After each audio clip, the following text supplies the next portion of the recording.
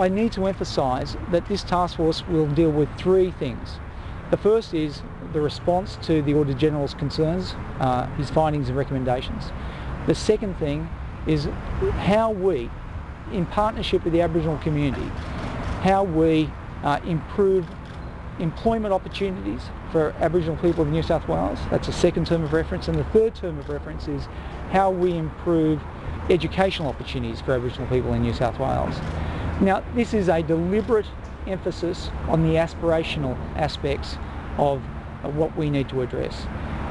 We do not shy away from the fact that this is a positive news, that we are going to focus on the front end of the life cycle, that we are going to focus on spending more resources and more services on teaching people and educating people and finding them jobs, because that's the best way to keep them out of juvenile justice and detention. That's the best way through education, to prevent some of the horrendous statistics and stories in relation to child abuse. So I'm very pleased, in fact I'm very honoured to be here as a Minister of the O'Farrell Government making this very important announcement with my task force colleagues today. Good to see some quick action. It seems to be, and I hope it is, a task force that can address some of the outstanding issues. I certainly hope, it will be a true partnership, and it is, as the Minister says, something that hasn't been tried before. Us, the Aboriginal community of New South Wales, in the room with a third of the Cabinet, which is something that we haven't tried. We haven't been given the opportunity to try.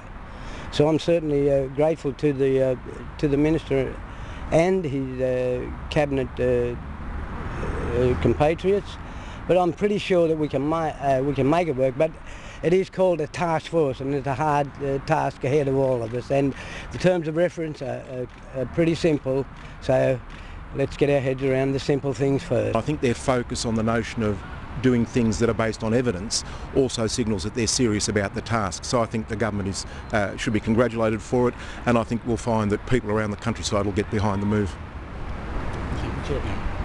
No, again, I'd echo the words of my colleagues. This is really a unique opportunity that hasn't been tried before, to actually be at the table with senior ministers and making decisions on the things that matter for Aboriginal people. And again, we need the best advice possible, but this is an opportunity that we've got to grasp with both hands. So I look forward to the challenge in front of us. Look, I'm very honoured to be part of this task force. I think it's a great opportunity for us to change the way that Aboriginal and Torres Strait Islander people live within New South Wales. It's about an opportunity for us to ensure that all Aboriginal and Torres Strait Islanders have an opportunity to reach their full potential, and I'll make sure that through my representation that we can certainly put in steps to ensure that this can happen.